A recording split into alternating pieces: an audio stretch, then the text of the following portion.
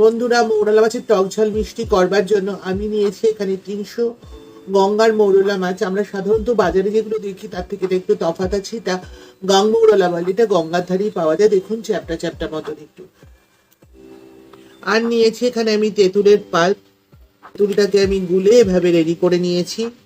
আর নিয়েছি এখানে 4 চামচ সাদা সর্ষে, 3টে কাঁচা লঙ্কা, সামান্য লবণ দিয়ে একটা সর্ষের পেস্ট তৈরি করে নিয়েছি। মৌরলা মাছটাকে নুন হলুদ মেখে নেব। দিচ্ছি হাফ চামচের থেকে একটু বেশি হলুদ গুঁড়ো, দিচ্ছি আন্দাজ মতো লবণ,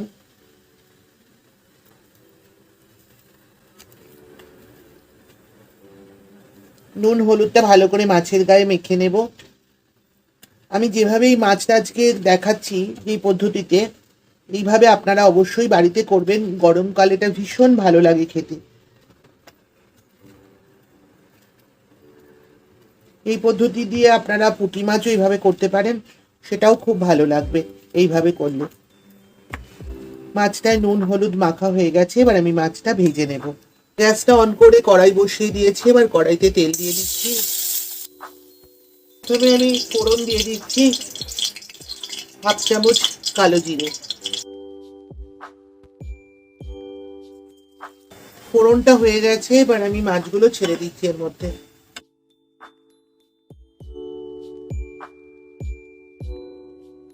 এবার আমি এর মধ্যে দেব হাফ চামচ শুকনো লঙ্কার গুঁড়ো, চামচ কাশ্মীরি লঙ্কার গুঁড়ো, চামচ ধনের গুঁড়ো।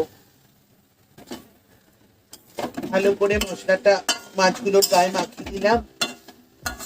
এবার আমি দিয়ে দিচ্ছি এই বেটে রাখা সরষের পেস্টটা।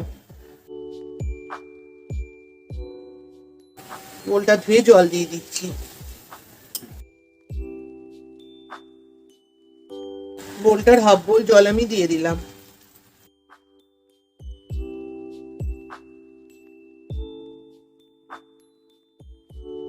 গ্যাসটা একটু বাড়িয়ে দিলাম, একটা ঢাকনা দিয়ে দিলাম। 5 মিনিট পর ফিরে আসছি।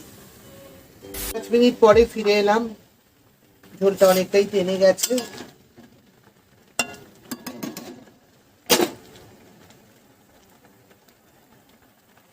আমি এখানে 5টা কাঁচা লঙ্কা দুভাগ করে রেখেছিলাম এভাবে, এটা আমি দিয়ে দিচ্ছি ওপর দিয়ে। আপনারা যেরকম ঝাল খান সেটা বুঝে লঙ্কা ব্যবহার করবেন। দিয়ে দিচ্ছি 1 চামচ মতো চিনি।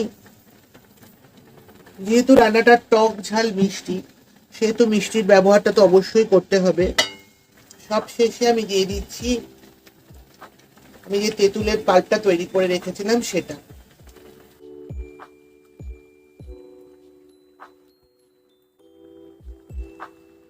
বাটিটা ধুয়ে একটু জল দিয়ে দিচ্ছি।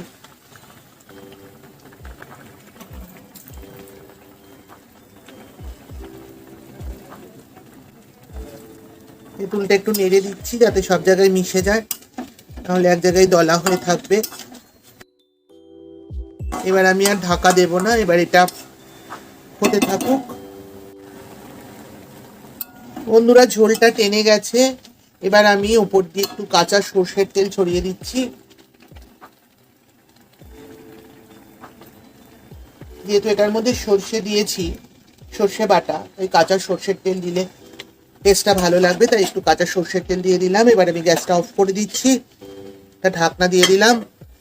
2 মিনিট স্ট্যান্ডিং টাইমের থেকে তারপরে আমি ফিরে আসছি। বন্ধুরা, আমার রেডি হয়ে গেল মৌরলা মাছের টক ঝাল মিষ্টি রেসিপিটি। এটা গরমকালে খেতে খুব ভালো লাগে। আমি যেইভাবে আপনাদেরকে রেসিপিটি দেখালাম, আপনারা যদি এইভাবে বাড়িতে ট্রাই করেন, অবশ্যই আশা করি এটা ভালো লাগবে। রেসিপিটি যদি ভালো লাগে তবে অবশ্যই লাইক করবেন, শেয়ার করবেন। আমার চ্যানেলটিকে এখনও যারা সাবস্ক্রাইব করেননি তারা সাবস্ক্রাইব করে পাশে থাকা বেল আইকনটি ক্লিক করবেন। ভালো থাকবেন, সুস্থ থাকবেন। আজ আসি, আবার দেখা হবে এরকমই কোনো নতুন রেসিপি নিয়ে আপনাদের সঙ্গে।